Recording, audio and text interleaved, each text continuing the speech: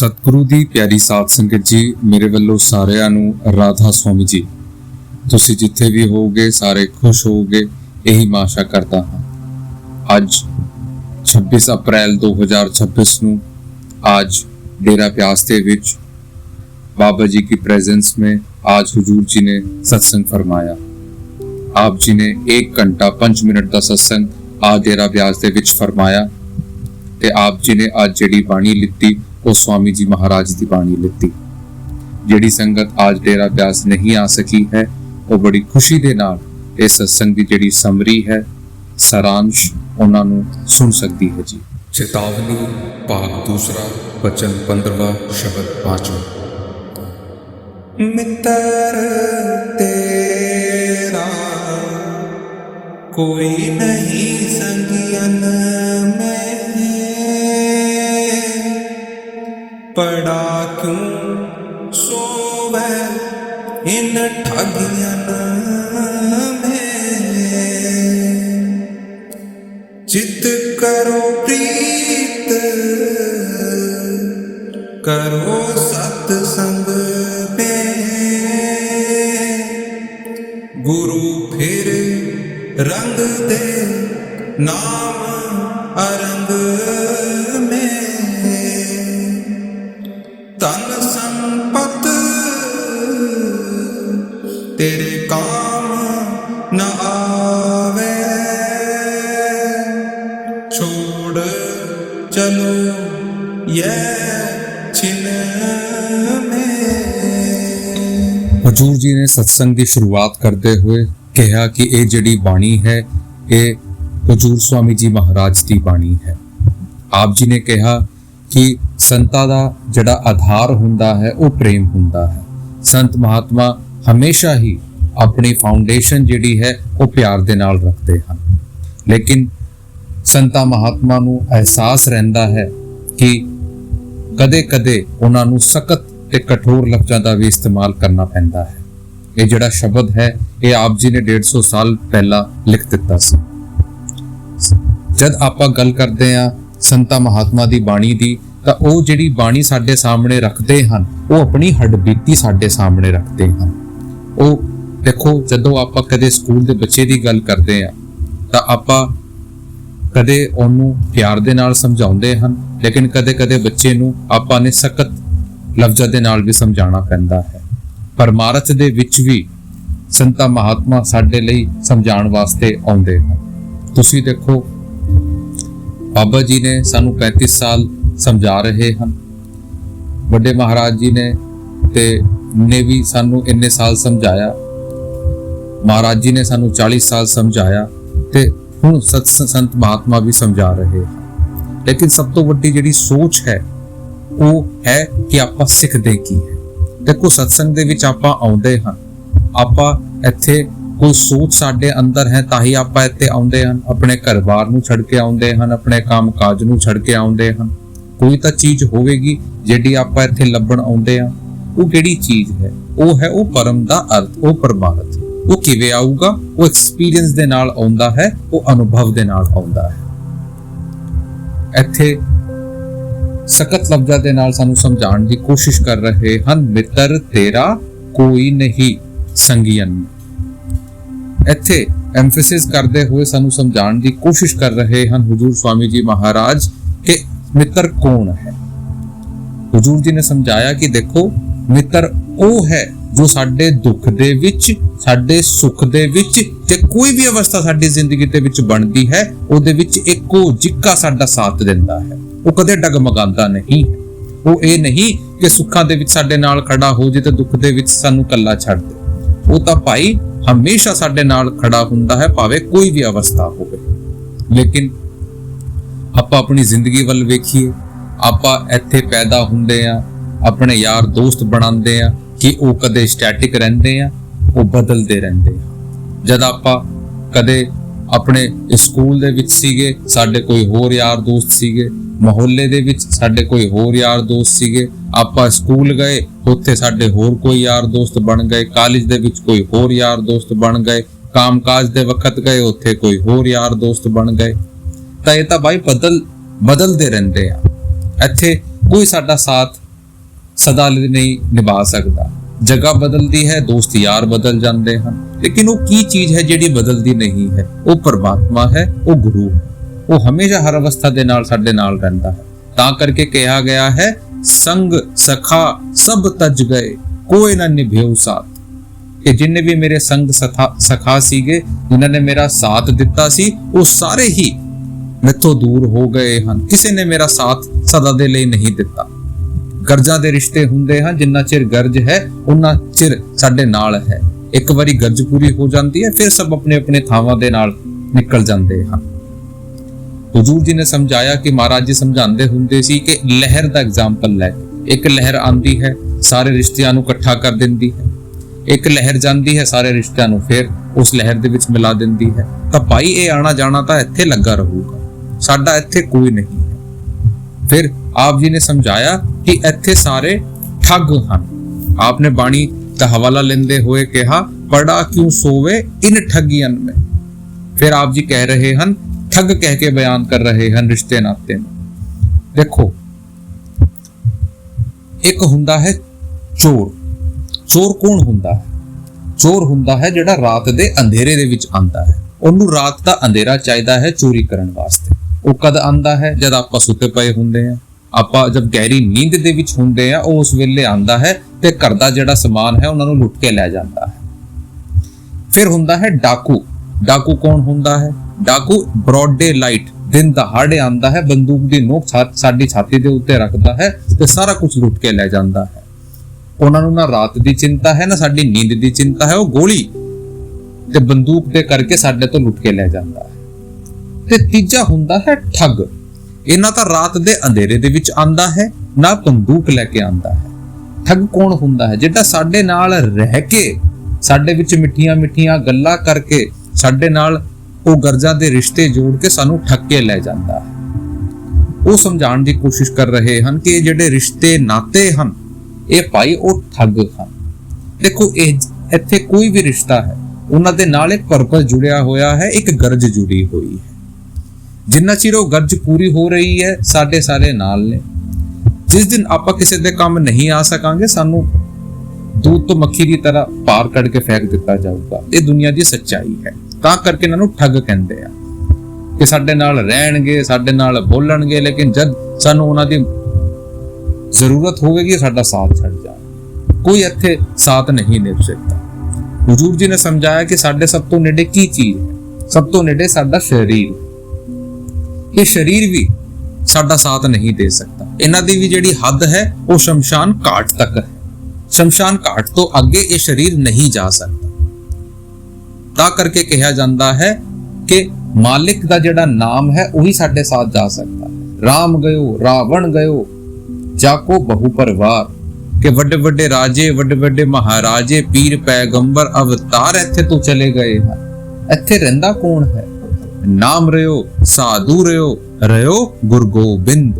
ਕਿ ਇੱਥੇ ਉਹ ਨਾਮ ਰਹਿੰਦਾ ਹੈ, ਉਹ ਸੰਤਾਂ ਦੀ ਬਾਣੀਆਂ ਰਹਿੰਦੀਆਂ ਹਨ, ਉਹ ਸਤਿਗੁਰ ਸਾਡੇ ਨਾਲ ਰਹਿੰਦਾ ਹੈ। ਬਾਕੀ ਸਾਰੀਆਂ ਚੀਜ਼ਾਂ ਇੱਥੇ ਤੋਂ ਚਲੀ ਜਾਂਦੀਆਂ ਹਨ, ਪਹਿਲਾਂ ਵੀ ਚਲੀ ਗਈਆਂ, ਹੁਣ ਅੱਗੇ ਵੀ ਜਾਣੀ ਹੈ। ਹੁਜੂਰ ਜੀ ਨੇ ਸਖਤ ਕਿਹਾ ਕਿ ਆਪਾਂ ਅੱਜ ਇਹਨਾਂ ਚੀਜ਼ਾਂ ਨੂੰ ਆਪਣਾ ਮੰਨ ਕੇ ਬੈਠੇ ਆ, ਇਹਨਾਂ ਵਿੱਚੋਂ ਕੋਈ ਵੀ ਸਾਡਾ ਨਹੀਂ। फिर आगे आप जी ने समझाया, चित करो प्रीत करो सत्संग में, गुरु फिर रंग दे नाम अरंग। फिर आप जी ने समझाने की कोशिश की कि सानू अपनी जिहड़ी चित है, चित कहंदे आ साडा ध्यान, साडा कंसंट्रेशन जिहड़ा है वो सत्संग दे विच ले जाण दी लोड़ है, जिथे वो सतगुर बैठा होया है जिहड़ा कि सानू अपने नाम दे रंग दे विच रंग दिंदा है। हुण आप जी ने क्वेश्चन कीता कि साडे विचों किन्ने हैगे आ ਜਿਹੜੇ ਕਿ सत्संग ਦੇ ਲਈ ਵਕਤ ਕੱਢਦੇ ਆ। ਸਾਡੇ ਵਿੱਚੋਂ ਸਾਰਿਆਂ ਦੇ ਲਈ ਵਕਤ ਹੈ, ਲੇਕਿਨ सत्संग ਦੇ ਲਈ ਸਾਡੇ ਕੋਲ ਵਕਤ ਨਹੀਂ ਹੈ। ਹਫਤੇ ਦੇ ਵਿੱਚ ਇੱਕ ਇਤਵਾਰ ਦੇ ਵੀ सत्संग ਹੁੰਦਾ ਹੈ, ਉਹਦੇ ਵਿੱਚ ਵੀ ਸਾਡੇ ਕੋਲ ਟਾਈਮ ਨਹੀਂ ਹੁੰਦਾ ਹੈ। सत्संग ਕੀ ਹੈ ਭਾਈ? सत्संग ਉਹ ਮਿੱਠੀ ਛਾਂ ਹੈ ਜਿਹੜਾ ਕਿ ਸਾਨੂੰ ਉਹ ਸੂਰਜ ਦੀ ਜਿਹੜੀ ਤਪਸ਼ ਹੈ, ਜਿਹੜੀ ਗਰਮੀ ਹੈ, ਉਹ ਜਿਹੜੀ ਧੁੱਪ ਹੈ, ਉਸ ਤੋਂ ਬਚਾਉਂਦਾ ਹੈ। ਮਹਾਰਾਜ ਜੀ ਸਮਝਾਉਂਦੇ ਹੁੰਦੇ ਸੀ ਕਿ ਜਿਹੜਾ ਕੋਈ ਅੰਧਾ ਹੁੰਦਾ ਹੈ ਨਾ, ਅੰਧੇ ਨੂੰ ਭਾਵੇਂ ਫੁੱਲ ਦਿਖਾਈ ਦੇਵੇ ਜਾਂ ਨਾ ਦਿਖਾਈ ਦੇਵੇ, ਜੇ ਉਹ ਫੁੱਲ ਦੇ ਕੋਲ ਚਲਾ ਜਾਵੇ, ਉਹਦੀ ਮਹਿਕ ਵੀ ਉਹਨੂੰ ਮਿਲ ਜਾਵੇ ਤਾਂ ਬਹੁਤ ਵੱਡੀ ਗੱਲ ਹੈ। ਆਪਾਂ ਭਾਗਾ ਵਾਲੇ ਹਨ ਕਿ ਸਾਨੂੰ ਮਾਲਕ ਨੇ ਸਤਸੰਗ ਦੇ ਨਾਲ ਜੋੜਿਆ ਹੈ। ਲੇਕਿਨ ਆਪਾਂ ਤਾਂ ਅਬਾਰਮੁਖੀ ਹੋਏ ਬੈਠੇ ਹਾਂ। ਹਜ਼ੂਰ ਜੀ ਨੇ ਸਖਤ ਕਿਹਾ ਕਿ ਸਾਡੇ ਕੋਲ ਟਾਈਮ ਨਹੀਂ ਹੈ।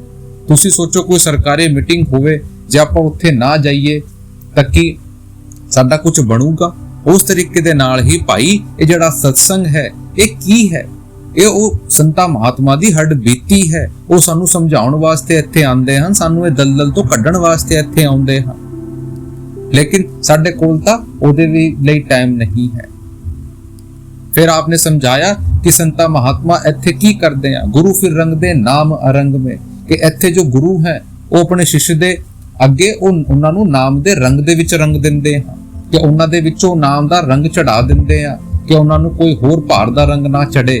ਉਸ ਪ੍ਰੇਮ ਦੇ ਪਿਆਰ ਦੇ ਵਿੱਚ ਡੁਬਾ ਦਿੰਦੇ ਹਨ ਕਿ ਉਹ ਜਿਹੜਾ ਸ਼ਿਸ਼ ਹੈ ਉਹ ਸਤਿਗੁਰ ਨੂੰ ਜਾ ਕੇ ਮਿਲ ਸਕੇ। ਫਿਰ ਆਪਨੇ ਕਿਹਾ ਕਿ ਸੰਤਾਂ ਮਹਾਤਮਾ ਦੇ ਲਈ ਇਹ ਜਿਹੜੀਆਂ ਜਾਤਾਂ ਪਾਤਾਂ ਧਰਮ ਹਨ, ਇਹਨਾਂ ਦੀ ਬੇੜੀਆਂ ਨਹੀਂ ਹੁੰਦੀਆਂ ਹਨ, ਇਹ ਆਪਾਂ ਨੇ ਬਣਾ ਕੇ ਰੱਖੀ ਹੋਈ ਹਨ। ਸੰਤਾਂ ਦਾ ਜਿਹੜਾ ਉਪਦੇਸ਼ ਹੈ ਉਹ ਤਾਂ ਚੌਵਰਣੋਂ ਕੋ ਸਾਂਝਾ, ਬ੍ਰਾਹਮਣ ਛਤਰੀਆ ਵੈਸ਼ਯ ਸ਼ੂਦਰ ਚੌਵਰਣੋਂ ਕੋ ਸਾਂਝਾ, ਕਿ ਸਾਰਿਆਂ ਦੇ ਲਈ ਮਾਲਿਕ ਇੱਕੋ ਜਿੱਕਾ ਹੈ ਤੇ ਸਾਰਿਆਂ ਨੇ ਮਾਲਿਕ ਨੂੰ ਇੱਕੋ ਹੀ ਜ਼ਰੀਏ ਦੇ ਨਾਲ ਪਾਣਾ ਹੈ, ਕੋਈ ਅਲੱਗ ਨਹੀਂ ਹੈ। ਫਿਰ ਆਪਨੇ ਸਮਝਾਇਆ ਕਿ ਆਪਾਂ ਇਸ ਚੀਜ਼ ਨੂੰ ਹਰ ਤਰੀਕੇ ਦੇ ਨਾਲ ਆਪਣੇ ਕਨਵੀਨੀਅੰਸ ਦੇ ਮੁਤਾਬਿਕ ਕਰਦੇ ਆ। ਫਿਰ ਅੱਗੇ ਆਪਨੇ ਸਮਝਾਇਆ ਧਨ ਸੰਪਤ ਤੇਰੇ ਕਾਮ ਨਾ ਆਵੇ, ਛੋੜ ਚਲੋ ਇਹ ਛਿਨ ਮੇ। ਫਿਰ ਆਪ ਜੀ ਨੇ ਸਮਝਾਉਣ ਦੀ ਕੋਸ਼ਿਸ਼ ਕੀਤੀ ਕਿ ਅੱਜ ਜਿਹੜਾ ਇਨਸਾਨ ਹੈ ਉਹ ਤਾਂ ਭਾਈ ਪੈਸੇ ਦੇ ਪਿੱਛੇ ਭੱਜਦਾ ਫਿਰ ਰਿਹਾ ਹੈ। ਧਨ ਨੂੰ ਇਕੱਠਾ ਕਰਨ ਵਾਸਤੇ ਇਹਨੇ ਆਪਣੀ ਜ਼ਿੰਦਗੀ ਨੂੰ ਚੜਾ ਦਿੱਤਾ ਹੈ। ਆਪਨੇ ਕਿਹਾ ਕਿ ਧਨ ਕਮਾਣਾ ਕੋਈ ਮਾੜੀ ਚੀਜ਼ ਨਹੀਂ ਹੈ, ਲੇਕਿਨ ਭਾਈ ਇੱਕ ਲਿਮਿਟ ਹੋਣੀ ਚਾਹੀਦੀ ਹੈ। ਆਪ ਜੀ ਨੇ ਐਗਜ਼ਾਮਪਲ ਲਿੱਤਾ ਨਾਵ ਦਾ, ਕਿ ਜੇ ਨਾਵ ਦੇ ਵਿੱਚ ਪਾਣੀ ਭਰ ਜਾਂਦਾ ਹੈ ਤਾਂ ਉਹਨੂੰ ਕੱਢਣਾ ਹੀ ਸਾਡੀ ਜਾਨ ਬਚਾ ਸਕਦਾ ਹੈ। ਉਸ ਤਰੀਕੇ ਦੇ ਨਾਲ ਹੀ ਜੇ ਸਾਡੀ ਘਰ ਦੇ ਵਿੱਚ ਜ਼ਿਆਦਾ ਧਨ ਦੌਲਤ ਉਹ ਆ ਜਾਵੇ, ਉਹ ਵੀ ਨਾਵ ਦੇ ਵਿੱਚ ਪਾਣੀ ਭਰਨ ਦੇ ਬਰਾਬਰ ਹੈ, ਉਹ ਵੀ ਸਾਨੂੰ ਡੁਬਾ ਸਕਦੀ ਆ। ਲੇਕਿਨ ਆਪਾਂ ਤਾਂ ਪੂਰੀ ਤਰੀਕੇ ਦੇ ਨਾਲ ਭੱਜ ਰਹੇ ਹਨ ਕਿ ਇਹਨਾਂ ਨੂੰ ਇਕੱਠਾ ਕਰ ਲਈਏ ਤੇ ਇੰਨਾ ਇਕੱਠਾ ਕਰ ਲਈਏ ਕਿ ਇਹਨਾਂ ਦੀ ਕੋਈ ਹੱਦ ਨਾ ਹੋਵੇ।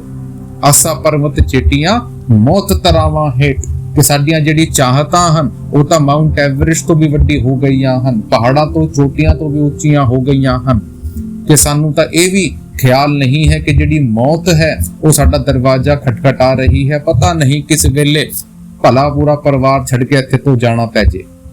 ਹੁਜ਼ੂਰ ਮਹਾਰਾਜ ਜੀ ਨੇ ਸਮਝਾਇਆ ਕਿ ਆਪਾਂ ਤਾਂ ਪੂਰੀ ਤਰੀਕੇ ਦੇ ਨਾਲ ਸੋਚਦੇ ਹਾਂ ਕਿ ਅਮੀਰਾਂ ਦੇ ਘਰ ਦੇ ਕੋਈ ਦੁੱਖ ਨਹੀਂ ਹੁੰਦਾ, ਸਭ ਕੁਝ ਦੁੱਖ ਹੈ। ਸੋ ਸਭ ਕੁਝ ਰੋਗੀ, ਕਿ ਇੱਥੇ ਸਾਰਾ ਕੁਝ ਰੋਗ ਹੈ। ਤੁਸੀਂ ਕਿਸੇ ਅਮੀਰਾਂ ਦੇ ਘਰੇ ਚਲੇ ਜਾਓ, ਉੱਥੇ ਵੀ ਦੁੱਖ ਹੈ। ਕਿਸੇ ਗਰੀਬ ਦੇ ਘਰੇ ਚਲੇ ਜਾਓ, ਉੱਥੇ ਵੀ ਦੁੱਖ ਹੈ। ਲੇਕਿਨ ਆਪਾਂ ਇਸ ਚੀਜ਼ ਨੂੰ ਸਮਝਦੇ ਨਹੀਂ ਹਾਂ, ਆਪਾਂ ਭੱਜਦੇ ਫਿਰਦੇ ਹਾਂ। ਇਹਨਾਂ ਨੂੰ ਕਮਾਉਣ ਵਾਸਤੇ ਆਪਾਂ ਗਲਤ ਕੰਮਾਂ ਦੇ ਵਿੱਚ ਵੀ ਫਸ ਜਾਂਦੇ ਹਾਂ। ਮਾਲਕ ਨੇ ਜਿਹੜੇ ਅਸੂਲ ਸਾਨੂੰ ਸਮਝਾਏ ਹਨ, ਜਿਹੜੀ ਹੱਕ ਹਲਾਲ ਦੀ ਕਮਾਈ ਸਾਨੂੰ ਸਮਝਾਈ ਹਨ, ਉਹਦੇ ਵਿੱਚ ਵੀ ਆਪਾਂ ਨਾਗਾ ਦੇ ਰਹੇ ਹਾਂ। ਲੇਕਿਨ ਇਹ ਜਿਹੜਾ ਚੀਜ਼ ਹੈ ਇਹ ਸਾਡੇ ਕੰਮ ਨਹੀਂ ਆ ਸਕਦੀ। ਇਹ ਭਾਵੇਂ ਆਪਾਂ ਕਿੰਨੀ ਵੀ ਇਕੱਠੀਆਂ ਕਰ ਲਈਏ, ਸਾਰੀ ਚੀਜ਼ਾਂ ਨੂੰ ਆਪਾਂ ਨੇ ਇਸ ਚੀਜ਼ ਨੂੰ ਇੱਥੇ ਛੱਡ ਕੇ ਜਾਣਾ ਹੈ। ਕੋਈ ਚੀਜ਼ ਸਾਡੇ ਕੰਮ ਨਹੀਂ ਆ ਸਕਦੀ। ਆਪਾਂ ਇੰਨਾ ਭੱਜਦੇ ਆ ਕਿ ਸਾਨੂੰ ਰੋਟੀ ਖਾਣ ਦਾ ਵੀ ਸਾਡੇ ਕੋਲ ਸਮਾਂ ਨਹੀਂ ਹੈ। ਆਪਾਂ ਭੱਜਦੇ ਫਿਰਦੇ ਆ ਕਿ ਭਾਵੇਂ ਇਹਨਾਂ ਦੀ ਕੋਈ ਹੱਦ ਸਾਨੂੰ ਮਿਲ ਜੇ, ਲੇਕਿਨ ਭਾਈ ਆਪਾਂ ਨੂੰ ਤਾਂ ਨਹੀਂ ਹੈ। ਅੱਜ ਆਪਾਂ ਇੰਨੇ ਐਟੀਟਿਊਡ ਦੇ ਵਿੱਚ ਰਹਿੰਦੇ ਆ। ਸਾਡੇ ਤਾਂ ਘਰ ਦੇ ਵਿੱਚ ਜਿਹੜੇ ਬੈਂਕ ਅਕਾਊਂਟ ਹਨ ਉਹ ਵੀ ਅਲੱਗ-ਅਲੱਗ ਹੋ ਗਏ ਹਨ, ਕਿ ਉਹ ਅਲੱਗ ਇਕੱਠਾ ਕਰ ਲੈਣ, ਮੈਂ ਅਲੱਗ ਇਕੱਠਾ ਕਰ ਲੈਣ। ਹੁਜ਼ੂਰ ਜੀ ਨੇ ਬੜੇ ਸਖਤ ਲਫ਼ਜ਼ਾਂ ਦੇ ਨਾਲ ਸਮਝਾਇਆ। ਫਿਰ ਅੱਗੇ ਆਪ ਜੀ ਨੇ ਕਿਹਾ ਕਿ ਇਹ ਜਿਹੜੀਆਂ ਚੀਜ਼ਾਂ ਹਨ ਇਹ ਤਾਂ ਕੁਝ ਦਿਨ ਦੇ ਵਿੱਚ ਖਤਮ ਹੋ ਜਾਣਗੀਆਂ ਹਨ। ਭਾਵੇਂ ਕਿੰਨਾ ਵੀ ਇਕੱਠਾ ਕਰ ਲਵੇ, ਉਮਰ ਵਧਾ ਨਹੀਂ ਸਕਦੇ। ਜਿਸ ਦਿਨ ਮੌਤ ਆਵੇਗੀ, ਸਾਰੀਆਂ ਦੀ ਚੀਜ਼ਾਂ ਜਿਹੜੀਆਂ ਹਨ ਉੱਥੇ ਧਰੀ ਦੀ ਧਰੀ ਰਹਿ ਜਾਵੇਗੀ। ਇਹ ਧਨ ਵੀ ਇੱਥੇ ਰਹਿ ਜਾਊਗਾ, ਇਹ ਤਨ ਵੀ ਇੱਥੇ ਰਹਿ ਜਾਊਗਾ, ਨਾਲ ਨਹੀਂ ਜਾਣ ਲੱਗਾ। ਫਿਰ ਅੱਗੇ ਆਪ ਜੀ ਨੇ ਸਮਝਾਉਣ ਦੀ ਕੋਸ਼ਿਸ਼ ਕੀਤੀ, ਆਗੇ ਰਹਿਨ ਅੰਧੇਰੀ ਭਾਰੀ, ਕਾਜ ਕਰੋ ਕੁਛ ਦਿਨ में ये देही फिर हाथ ना आवे, फिरो 84 बन में। ਫਿਰ ਆਪ ਜੀ ਨੇ ਸਮਝਾਉਣ ਦੀ ਕੋਸ਼ਿਸ਼ ਕੀਤੀ ਕਿ ਆਉਣ ਵਾਲਾ ਜਿਹੜਾ ਟਾਈਮ ਹੈ ਆਪਾਂ ਸੋਚਦੇ ਹਾਂ ਕਿ ਅੱਗੇ ਕਰ ਲਵਾਂਗੇ, ਅੱਗੇ ਦੀ ਕੋਈ ਗਾਰੰਟੀ ਨਹੀਂ ਹੈ। ਕਾਜ ਕਰੋ ਕੁਛ ਦਿਨ में, ਕਿ ਸਾਨੂੰ ਅਜੇ ਹੀ ਕੁਛ ਨਾ ਕੁਛ ਕਰਨ ਦੀ ਲੋੜ ਹੈ। ਜਿਹੜਾ ਸਾਨੂੰ ਉਹ ਜੁਗਤੀ ਸਮਝਾਈ ਗਈ ਹੈ, ਜਿਹੜਾ ਉਹ ਨਾਮ ਦੀ ਮਹਿਮਾ ਸਾਡੇ ਅੱਗੇ ਰੱਖੀ ਗਈ ਹੈ, ਸਾਨੂੰ ਉਹ ਸਮਝ ਕੇ ਅੱਗੇ ਵਧਣ ਦੀ ਲੋੜ ਹੈ। ਇਹ ਦੇਹੀ ਫਿਰ ਹਾਥ ਨਾ ਆਵੇ ਫਿਰੋ 84 92 ਕਿ ਇਹ ਜਿਹੜੀ ਦੇਹੀ ਹੈ ਇਹ ਮਾਲਕ ਨੇ ਸਾਨੂੰ ਪਤਾ ਨਹੀਂ ਕਿੰਨੇ ਜਨਮਾਂ ਤੋਂ ਬਾਅਦ, ਕਿੰਨੇ ਮੁੱਦਤਾਂ ਤੋਂ ਬਾਅਦ ਸਾਨੂੰ ਇਹ ਜਿਹੜੀ ਦੇਹੀ ਹੈ ਇਹ ਮਿਲੀ ਹੈ। ਇਟਸ ਅ ਗੋਲਡਨ ਪੀਰੀਅਡ ਕਿ ਇਹ ਜਿਹੜਾ ਵਕਤ ਹੈ ਇਹ 84 ਲੱਖ ਸਾਲ ਬਾਅਦ ਆਇਆ ਹੈ। ਤੁਸੀਂ ਸੋਚੋ 84 ਲੱਖ ਜੂਨੀਆਂ ਹੁੰਦੀਆਂ ਹਨ। ਹਜ਼ੂਰ ਜੀ ਨੇ ਕਿਹਾ ਕਿ ਜੇ ਆਪਾਂ ਇੱਕ ਜੂਨੀ ਦੇ ਵਿੱਚ ਵੀ ਇੱਕ ਸਾਲ ਬਿਤਾਇਆ ਹੋਵੇ 84 ਲੱਖ ਸਾਲ ਹੋ ਗਏ। ਤੁਸੀਂ ਸੋਚੋ ਪੇੜ ਪੌਦਿਆਂ ਦੀ ਤਾਂ ਕਿੰਨੀ ਉਮਰ ਹੁੰਦੀ ਹੈ, ਤਾਂ ਆਪਾਂ ਤਾਂ ਅੰਦਾਜ਼ਾ ਵੀ ਨਹੀਂ ਲਾ ਸਕਦੇ ਕਿ ਕਿੰਨੇ ਸਾਲ ਬਾਅਦ ਮਾਲਿਕ ਨੇ ਇਹ ਜਿਹੜਾ ਮੌਕਾ ਹੈ ਸਾਨੂੰ ਦਿੱਤਾ ਹੈ। ਤਾਂ ਸਾਨੂੰ ਤਾਂ ਭਾਈ ਇਹਦੀ ਜਿਹੜੀ ਕਦਰ ਕਰਨ ਦੀ ਲੋੜ ਹੈ। ਇਹ ਦੇਹੀ ਫਿਰ ਹਾਥ ਨਾ ਆਵੇ, ਪਤਾ ਨਹੀਂ ਫਿਰ ਮਾਲਿਕ ਉਹ ਬਖਸ਼ੀ ਸਾਡੇ ਉੱਤੇ ਕਰੇ ਜਾਂ ਫਿਰ ਨਾ ਕਰੇ, ਆਪਾਂ ਭਟਕਦੇ ਰਹਿਣਗੇ। ਸਾਨੂੰ ਸਮਝਣ ਦੀ ਲੋੜ ਹੈ ਕਿ ਇਹ ਜਿਹੜੀ ਦੇਹੀ ਹੈ ਇਹ ਫਿਰ ਸਾਡੇ ਹੱਥ ਦੇ ਵਿੱਚ ਨਹੀਂ ਆ ਸਕਦੀ, ਭਜਦੇ ਰਵਾਂਗੇ।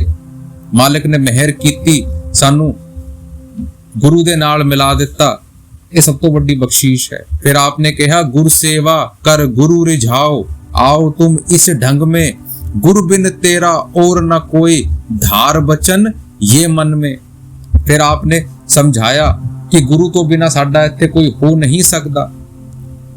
देवी देवते सानू दिखदे नहीं, पत्थरां दी बोली सानू समझ नहीं आंदी, ਤਾਂ ਭਾਈ ਸਾਨੂੰ ਤਾਂ ਉਹੀ ਕੋਈ ਇਹੋ ਜਿਹਾ ਹੀ ਸਮਝਾ ਸਕਦਾ ਹੈ ਜਿਹੜੀ ਸਾਡੀ ਬੋਲੀ ਜਾਣਦਾ ਹੋਵੇ, ਸਾਨੂੰ ਸਮਝਾ ਸਕੇ, ਉਹਦੀ ਹੀ ਬੋਲੀ ਸਾਨੂੰ ਸਮਝਾ ਸਕਦੀ ਹੈ। ਤਾਂ ਕਰਕੇ ਸਾਨੂੰ ਜਿਹੜਾ ਜੀਤਾ ਜਾਗਦਾ ਗੁਰੂ ਹੈ ਉਹਦੀ ਸ਼ਰਨ ਦੇ ਵਿੱਚ ਜਾਣਾ ਪੈਂਦਾ ਹੈ।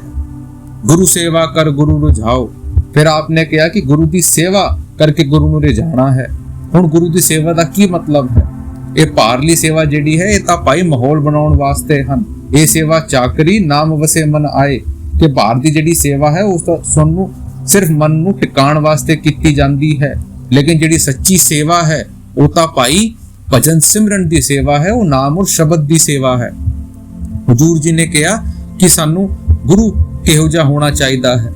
ਉਹਨਾਂ ਨੇ ਕਿਹਾ ਕਿ ਗੁਰੂ ਉਹ ਹੋਣਾ ਚਾਹੀਦਾ ਹੈ ਜਿਨ੍ਹਾਂ ਦੇ ਕੋਲ ਉਹ ਨਾਮ ਦਾ ਅਮੂਲ ਧਨ ਹੋਵੇ। ਨਾਮ ਅਮੂਲ ਧਨ ਸਤਿਗੁਰ ਕੇ ਪਾਸ, ਕਿ ਉਹ ਜਿਹੜਾ ਨਾਮ ਦੀ ਅਮੂਲਤ ਤੋਂ ਜਿਹੜੀ ਦੌਲਤ ਹੈ ਉਹ ਕਿੱਥੇ ਤੋਂ ਮਿਲਦੀ ਹੈ? ਸਤਿਗੁਰ ਦੇ ਪਾਸ ਤੋਂ ਮਿਲਦੀ ਹੈ। ਉਹ ਨਹੀਂ ਕਿ ਜਿਹੜਾ ਸਾਨੂੰ ਜਾਦੂ ਟੋਨਾ ਸਿਖਾਉਂਦਾ ਹੋਵੇ, ਸਾਡੇ ਉੱਤੇ ਤੰਤਰ ਮੰਤਰ ਕਰਦਾ ਹੋਵੇ, ਉਹ ਗੁਰੂ ਨਹੀਂ ਹੋ ਸਕਦਾ। ਉਹ ਸਤਿਗੁਰ ਚਾਹੀਦਾ ਜੋ ਇੱਥੇ ਉੱਥੇ ਨਾਲ, ਕਿ ਸਾਨੂੰ ਤਾਂ ਉਹ ਸਤਿਗੁਰ ਦੀ ਲੋੜ ਹੈ ਜੋ ਇੱਥੇ ਵੀ ਸਾਡਾ ਸਾਥ ਨਿਭਾ ਸਕੇ ਤੇ ਉੱਥੇ ਵੀ ਸਾਡਾ ਸਾਥ ਨਿਭਾ ਸਕੇ। ਉਹ ਸਤਿਗੁਰ ਚਾਹੀਦਾ ਹੈ ਜਿਹੜਾ ਸਾਡੇ ਸਾਰੀਆਂ ਪਰਿਸਥਿਤੀ ਦੇ ਵਿੱਚ ਸਾਡੇ ਨਾਲ ਖੜਾ ਹੋ ਸਕੇ। ਫਿਰ ਆਪਨੇ ਕਿਹਾ ਕਿ ਗੁਰਸੇਵਾ ਦਾ ਮਤਲਬ ਇਹ ਨਹੀਂ ਕਿ ਗੁਰੂ ਸਾਡੇ ਤੋਂ ਕੋਈ ਤਾਨੀਆਂ ਦੌਲਤ ਮੰਗਦੇ ਹਨ। ਆਪਨੇ ਕਿਹਾ ਕਿ ਸਭ ਤੋਂ ਪਹਿਲਾਂ ਸ਼ਿਸ਼ ਦੀ ਪਛਾਣ ਕਰੀਏ। ਸ਼ਿਸ਼ ਐਸਾ ਚਾਹੀਦਾ ਜਿਹੜਾ ਸਤਿਗੁਰ ਨੂੰ ਸਰਵਸ ਦੇ, ਤੇ ਗੁਰੂ ਐਸਾ ਚਾਹੀਦਾ ਜੋ ਸ਼ਿਸ਼ੇ ਕਛੂ ਨਾ ਲੇ। ਕਿ ਜਿਸ ਇਹਦੇ ਉੱਤੇ ਭਾਵ ਦੀ ਗੱਲ ਹੁੰਦੀ ਹੈ ਕਿ ਸ਼ਿਸ਼ ਇਹੋ ਜਿਹਾ ਚਾਹੀਦਾ ਹੈ ਕਿ ਸਾਰਾ ਕੁਝ ਆਪਣੇ ਸਤਿਗੁਰ ਦੇ ਉੱਤੇ ਵਾਰ ਦੇ, ਲੇਕਿਨ ਗੁਰੂ ਐਸਾ ਚਾਹੀਦਾ ਹੈ ਜਿਹੜਾ ਸ਼ਿਸ਼ ਤੋਂ ਕਛੂ ਨਾ ਲੇ। ਆਪਨੇ ਕਿਹਾ ਗੁਰੂ ਨਾਨਕ ਦੇਵ ਜੀ ਹਕ ਲਾਲ ਦੀ ਕਮਾਈ ਕੀਤੀ, ਖੇਤਾਂ ਦੇ ਵਿੱਚ ਖੇਤੀ ਕੀਤੀ ਤੇ ਨਾਮ ਦਾ ਪ੍ਰਚਾਰ ਕੀਤਾ। ਰਵਿਦਾਸ ਜੀ ਨੇ ਜੁੱਤੀਆਂ ਗੱਠੀਆਂ, ਪਿੱਪਾ ਜੀ ਉਹਨਾਂ ਦੇ ਰਹੇ, ਸਭ ਨੇ ਕਿਰਤ ਕਰਕੇ ਨਾਮ ਦੀ ਕਮਾਈ ਕੀਤੀ ਤੇ ਨਾਮ ਦਾ ਪ੍ਰਚਾਰ ਕੀਤਾ। ਆਪ ਜੀ ਨੇ ਕਿਸੇ ਨੇ ਵੀ ਮੰਗਾ ਨਹੀਂ, ਕਿਰਤ ਕਰਕੇ ਕਰੀ। ਤਾਂ ਕਰਕੇ ਕਿਹਾ ਗੁਰੂ ਬਿਨ ਤੇਰਾ ਔਰ ਨਾ ਕੋਈ, ਧਾਰ ਬਚਨ ਇਹ ਮਨ ਮੇ। ਕਿ ਦੂਜਾ ਸਾਨੂੰ ਇਹ ਚੇਤਾਵਨੀ ਸਮਝਾ ਰਹੇ ਹਨ ਕਿ ਗੁਰੂ ਦੇ ਬਿਨਾ ਸਾਡਾ ਕੋਈ ਸਾਥ ਨਹੀਂ ਨਿਭਾ ਸਕਦਾ। ਇੱਥੇ ਲੋਕੀ ਆਣਗੇ ਤੇ ਜਾਣਗੇ, ਕੋਈ ਜੇ ਸਾਡਾ ਕੋਈ ਸਾਥ ਨਿਭਾ ਸਕਦਾ ਹੈ ਉਹ ਗੁਰੂ ਨਿਭਾ ਸਕਦਾ ਹੈ, ਬਾਕੀ ਹੋਰ ਕੋਈ ਨਹੀਂ। ਫਿਰ ਆਪਨੇ ਅੱਗੇ ਸਮਝਾਇਆ जगत जाल में फंसो न भाई, निस दिन रहो भजन में, साध गुरु का कहना मानो, रहो उदास जगत में। फिर सानू समझाने की कोशिश कर रहे हैं कि भाई ਇਹ ਜਿਹੜਾ ਜਗਤ ਹੈ, ਇਹ ਜਿਹੜਾ ਸੰਸਾਰ ਹੈ, ਇਹਦੇ ਵਿੱਚ ਜਾਲ ਹੈ, ਇਹਦੇ ਵਿੱਚ ਮੋਹ ਦਾ ਜਾਲ ਹੈ, ਇਹਦੇ ਵਿੱਚ ਮਾਇਆ ਦਾ ਜਾਲ ਹੈ, ਇਹਦੇ ਵਿੱਚ ਕਾਮ ਦਾ ਜਾਲ ਹੈ, ਹੰਕਾਰ ਦਾ ਜਾਲ ਹੈ। ਇਹਦੇ ਵਿੱਚ ਸਾਨੂੰ ਫਸਣਾ ਨਹੀਂ ਹੈ। ਸਾਨੂੰ ਤਾਂ ਨਿਸ ਦਿਨ ਭਜਨ ਦੇ ਵਿੱਚ ਰਹਿਣ ਦੀ ਲੋੜ ਹੈ। ਹਜ਼ੂਰ ਜੀ ਨੇ ਕਿਹਾ ਕਿ ਇਸ ਤੋਂ ਵੱਡੀ ਜਾਂ ਆਸਾਨ ਜੁਗਤੀ ਸਾਡੇ ਵਾਸਤੇ ਨਹੀਂ ਹੋ ਸਕਦੀ ਕਿ ਸਾਡੇ ਤੋਂ ਸਿਰਫ 10% ਦੀ ਵਕਤ ਮੰਗਿਆ ਗਿਆ ਹੈ।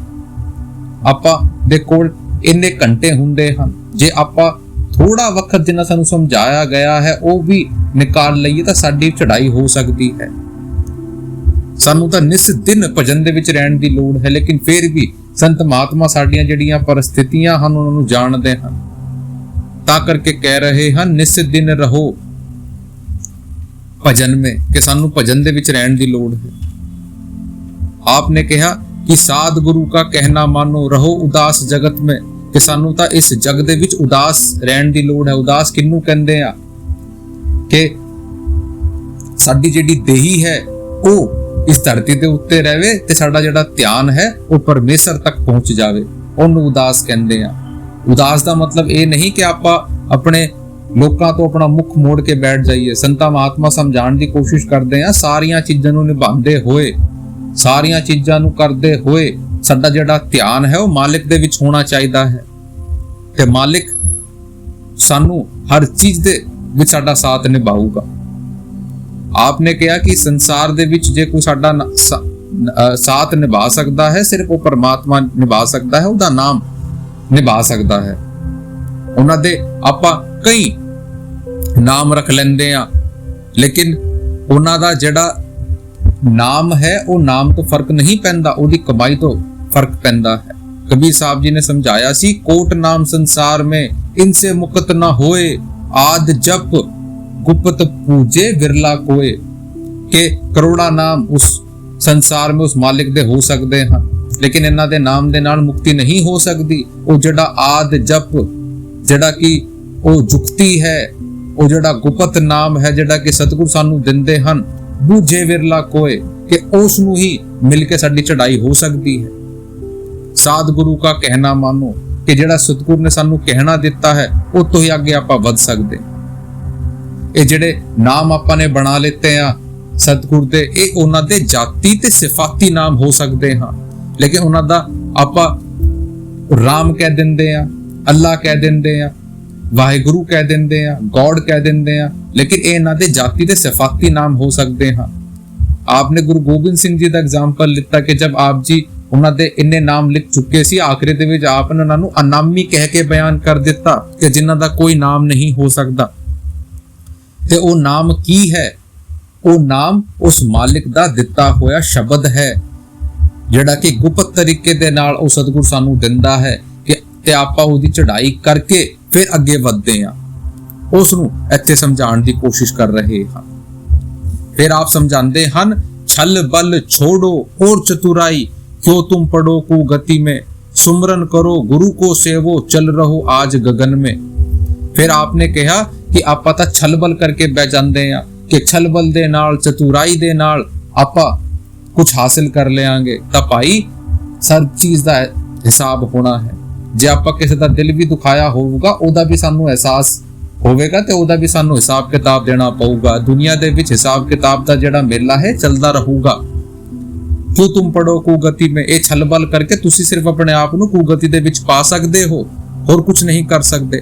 ਸੁਮਰਨ ਕਰੋ ਗੁਰੂ ਕੋ ਸੇਵੋ ਚਲ ਰਹੋ ਆਜ ਗगन में, ਕਿ ਭਾਈ ਉਹ ਸਿਮਰਨ ਜਿਹੜਾ ਹੈ ਉਹੀ ਸਭ ਤੋਂ ਗੁਰੂ ਦੀ ਸਭ ਤੋਂ ਵੱਡੀ ਸੇਵਾ ਹੈ। ਉਸੇ ਕਰਕੇ ਹੀ ਆਪਾਂ ਉਸ ਗगन ਤੱਕ ਪਹੁੰਚ ਸਕਦੇ ਹਾਂ, ਉਸ ਸੱਚਖੰਡ ਤੱਕ ਪਹੁੰਚ ਸਕਦੇ ਹਾਂ।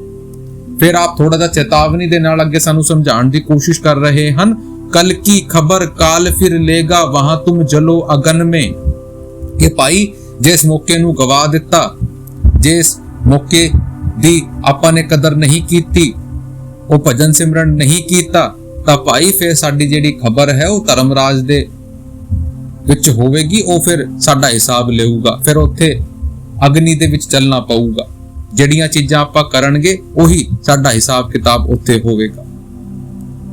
ਆਪਨੇ ਸਮਝਾਇਆ ਕਿ ਅੱਜ ਆਪਾਂ ਦੇਖੋ ਸਾਡੀ ਜਿਹੜੀ ਹਾਲਤ ਹੈ ਉਹ ਜਾਨਵਰਾਂ ਤੋਂ ਵੀ ਬੱਤਰ ਹੋ ਗਈਆਂ ਹਨ।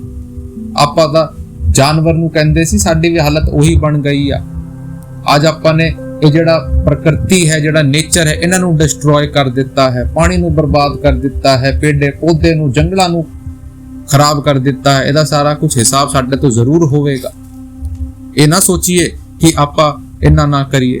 आपने कहा कि जिदे पिछे आप अज भज्जे हुए हैं, सारा नू कूड़ कह के बयान किया है। कूड़ राजा, कूड़ प्रजा, कूड़ सब संसार, कि इत्थे तां भाई सब कुछ कूड़ है। भावे कोई राजा होवे, भावे कोई प्रजा होवे, सारा कुछ कूड़ है। इत्थे कोई साडा साथ नहीं निभा सकता, सारियां चीजां ने फना हो जाना है। इत्थे सब रोगी हन, इत्थे कोई इहो जिहा नहीं है जिहड़ा रोगी ना होवे। किसे नू धन दा रोग है, किसे नू मन दा रोग है, किसे नू शारीरिक रोग है, सारे ही रोगी हन। इत्थे सारे ही चल रहे। आपां इत्थे ड्रीम दे विच हैगे आ, आपां सारे एक सुपन देख रहे हन ते सुपन एक दिन खत्म हो जाना है। आपां देखो माया दे विच आके आपां ने हजूर जी ने रामायण दा एग्जाम्पल लिंदा कि केकई ने की कीता सी। उन्हां ने राम जी नू वनवास दे विच भेज दिता सी माया नू करके कि मेरे पुत्र नू सारा कुछ मिल जावे। ਇਹ ਰਿਸ਼ਤੇ ਆਪਾਂ ਨੇ ਨਿਭਾਏ ਹਨ। ਸਾਡੇ ਕੋਲ ਸਾਰੀਆਂ ਚੀਜ਼ਾਂ ਦੇ ਲਈ ਟਾਈਮ ਹਨ। ਆਪਾਂ ਫੋਨ ਦੇ ਵਿੱਚ ਸਾਡੇ ਕੋਲ ਟਾਈਮ ਹੈ, ਲੇਕਿਨ ਸਾਡੇ ਕੋਲ ਭਜਨ ਸਿਮਰਨ ਦੇ ਲਈ ਟਾਈਮ ਨਹੀਂ। ਆਪਾਂ ਉਹਨਾਂ ਦੇ ਵਾਸਤੇ ਜਿਹੜਾ ਹੈ ਕਿ ਉਹ ਕਰਕੇ ਬਹਿ ਜਾਂਦੇ। ਇੱਥੇ ਕੋਈ ਚੀਜ਼ ਹੈਗੀ ਆ तो एक बचन है, अव्वल अल्लाह नूर उपाया कुदरत के सब बंदे। एक नूर ते सब जग उपजा, कौन भले को मंदे। कि अव्वल अल्लाह नूर उपाया, कि आपां सारे उस एक कुदरत दे बंदे हन। इत्थे कोई माड़ा नहीं है, इत्थे कोई चंगा नहीं है, आपां सारे ही इक्को जिक्के हन। लेकिन साडी जिहड़ी पहचान है वो कित्थे तो होवेगी, वो शब्द और नाम दे नाल होवेगी। आप जी ने समझाया कि जद आपां उस तरीके दे नाल उस चीज नूं करांगे, फिर जाके साडी जिहड़ी हस्ती है वो अगे जा सकदी है। लेकिन सानू भाई अगे जाना पऊगा, सानू करना पऊगा। फिर आगे आपने समझाया, अभी समझ देर मत करियो, ना जानू क्या हो इस पन में, जो समझाए कहे राधा स्वामी, मानो एक बचन में। फिर आप आखिरी दे विच समझा रहे हन कि भाई सानू अपने आप तो सवाल पूछण दी लोड़ है कि की आपां ओ सतगुर दे बताए हुए रस्ते दे उत्ते चल रहे हन। आप कह रहे हन कि अभी समझ देर मत करियो, सानू वार्निंग दे रहे हन कि भाई ये नहीं कि आपां सोचिए बहुत वक्त पिया होया है, अभी समझण दी लोड़ है, अज ही समझण दी लोड़ है, अज ही करन दी लोड़ है। ये करांगे ताही कुछ साडा बन सकदा है, नहीं तां भाई बहुत देर हो जूगी। जे एक बारी देर हो गई फिर जिहड़ा वेला है फिर हाथ नहीं आण लगा, ये वेला फिर हाथ ना आवे, किन्नी भी कोशिश कर लई फिर हाथ नहीं आऊगा। मालिक ने इन्नी बख्शिश कीती है, सानू करने दी लोड़ है। आपने कहा कि आज साडे मन दे विच इन्नी गंदगी भरी हुई है, मन दे विच ओ जिहड़े गिलाफ हन गंदगी दे ओ चढ़े हुए हन। फिर आप जी ने कहा सी, भरिए मत पापा के संग, ओ धोपे ना वे के रंग। ये जिहड़ा ए मन दे उत्ते पाप चढ़िया होया है, ये किस तरीके दे नाल हट सकदा है। ओ धोपे ना वे के रंग। ये साडे विच ताकत नहीं है कि आपां इन्हां दी जिहड़ी गिलाफ है वो हटा सके। वो जिहड़ी नाम दी दौलत उस मालिक ने सानू दित्ती है, उस चीज नू ही जे आपां ध्यावांगे, भजन सिमरन करांगे, फिर जाके ही वो नाम दा जिहड़ा रंग है, वो जिहड़ा नाम दा रंग है वो साडे उत्ते चढ़ूगा ते ये जिहड़ा मन है साफ होऊगा। लेकिन होवेगा किवें? जद आपां करके विखावांगे, वो बैलेंस अप्रोच बना के दिखावांगे। महाराज जी समझाते हुंदे सी कि आपां मन लगे या ना लगे, सानू बैठना है, ड्यूटी समझ के बैठना है। आपां क्वेश्चन आंसरां दे विच पुछ लैंदे आ कि जी मन नहीं लगदा, ध्यान नहीं टिकदा, वो भरावा सानू करन दी लोड़ है, सानू ड्यूटी समझ के करन दी लोड़ है। हुजूर जी ने सख्त कहा कि सानू अपने वल्लों ध्यान देना है, बाकी ओदी मर्जी है। सानू शुक्र करना है, शुक्र करके चलना है। जे आपां करांगे फिर ही जाके कुछ होवेगा। यो समझाए कहे राधा स्वामी, मानो एक बचन में। कि वो एक बचन की है, नानक के कर केवल नाम। कि वो सिर्फ एक वचन की है, वो नाम, सिर्फ उस जरिए ही आप आगे जा सकते। नहीं तो भाई ये सारियां जिहड़ियां चीजां हन वो इत्थे दी इत्थे तरी रह जाणगे। ते जे आपां अपने वक्त नूं कढ के इत्थे आए हां, आपां इत्थे बैठे हां, सुना है, तां भाई सानू समझण दी लोड़ है। ये नहीं कि सुन के सिर्फ इत्थे तो चले जाइए, सानू अमल करन दी लोड़ है। ते यही बेनती है कि सानू करके दिखाना है, कुछ बन के दिखाना है। फिर जाके वो मालिक साडे संभाल करूगा। वो साडा स्वार्थ भी बनावेगा, वो साडा परमार्थ भी बनावेगा, लेकिन करना सानू पਊਗਾ। ਤੇ ਇਹ ਸੀਗੀ ਅੱਜ ਦੇ ਸਤਸੰਗ ਦੀ ਸਮਰੀ। ਤੇ ਸਾਨੂੰ ਵੀ ਚਾਹੀਦਾ ਹੈ ਕਿ ਭਾਈ ਆਪਾਂ ਵੀ ਇਹਨਾਂ ਚੀਜ਼ਾਂ ਤੋਂ ਪ੍ਰੇਰਣਾ ਲਈਏ। ਸਾਡੇ ਸਤਿਗੁਰੂ ਸਾਨੂੰ ਸਮਝਾਉਂਦੇ ਹਨ, ਆਪਾਂ ਕਿੱਥੇ ਵੀ ਹੋਈਏ, ਜਿਸ ਵੀ ਹਾਲਤ ਦੇ ਵਿੱਚ ਹੋਈਏ, ਉਸ ਮਾਲਿਕ ਦਾ ਸਾਥ ਕਦੇ ਨਹੀਂ ਛੱਡਣਾ। ਜਿਵੇਂ ਕਿ ਹਜ਼ੂਰ ਜੀ ਨੇ ਕਹਾ, ਕੁਝ ਕਰਕੇ ਦਿਖਾਣਾ ਹੈ ਔਰ ਕੁਝ ਬਣ ਕੇ ਵਿਖਾਣਾ ਹੈ। ਭਾਵੇਂ ਸਾਰੀਆਂ ਚੀਜ਼ਾਂ ਨੂੰ ਕਰਦੇ ਹੋਈਏ, ਭਜਨ ਸਿਮਰਨ ਨੂੰ ਜ਼ਰੂਰ ਵਕਤ ਦੇਈਏ। ਜਿੰਨਾ ਵੀ ਟਾਈਮ ਸਾਡੇ ਤੋਂ ਨਿਕਲਦਾ ਹੈ ਜ਼ਰੂਰ ਦੇਈਏ। ਉਹ ਮਾਲਿਕ ਜ਼ਰੂਰ ਬਖਸ਼ਿਸ਼ ਕਰੇ। छल बल छोड़ो और चतुराई, क्यों तुम पढ़ो कुगति में, सुमरन करो गुरु को सेवो, चल रहो आज गगन में, कल की खबर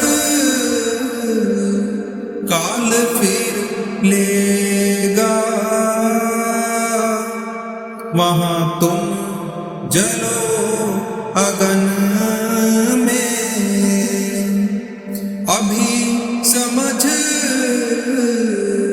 देर मत करियो, ना जानू क्या होए इस पन में, यो समझाए राधा स्वामी, मानो एक वचन